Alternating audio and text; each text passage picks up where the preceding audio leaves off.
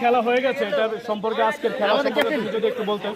না, আমি আগেও বলছিলাম আমাদের কনফিডেন্স আছে, এরা আমাদের সাথে জিতে না কখনো। তারপরে আমাদের এখন আজকের ম্যাচে যেটা হয়েছে সেটা হচ্ছে যে খেলতে আসছি এখন। আমি তো এখনো বিয়ে করি নাই। ব্লগার মানে বলে আছি